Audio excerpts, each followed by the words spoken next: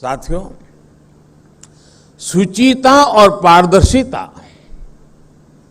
हमारे व्यक्तिगत जीवन में हो या सरकार में, ये हमारे लिए सबसे बड़े मोरल बूस्टर होते हैं। उदाहरण के तौर पर पहले देश के बैंकिंग सेक्टर में ट्रांसपेरेंसी की कमी के चलते तरह तरह की प्रैक्टिसेस चलती थी। परिणाम ये हुआ कि बैंकों के एनपीएस बढ़ते गए।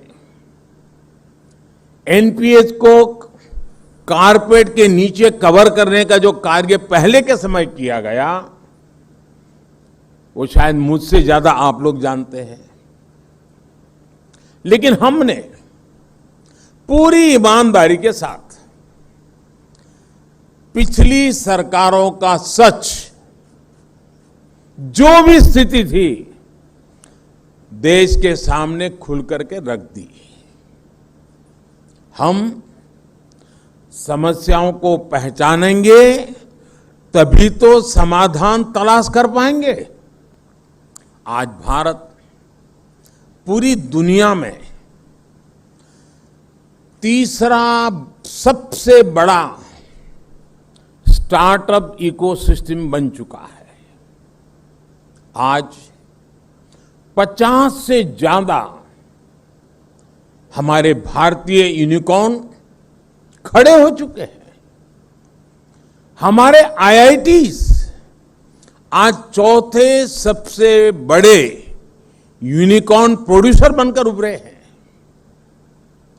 मिनिमम गवर्नमेंट मैक्सिमम गवर्नेंस के इस अभियान में आप सभी को, देश की हर संस्था को सहभागी बनना है। कुछ साल पहले तक हम सरकारी खातों में लाखों करोड़ का हिसाब किताब तो करते थे, लेकिन सच्चाई ये भी थी कि देश के करोड़ों नागरिकों के पास अपना बैंक अकाउंट तक नहीं था।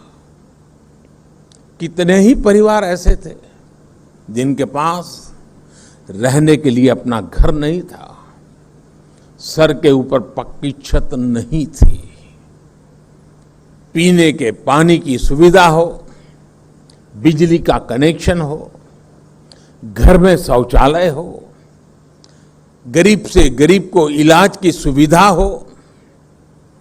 हमारे ही देश में करोड़ों लोगों के लिए ये बुनियादी जरूरतें लग्जरी हुआ करती थी।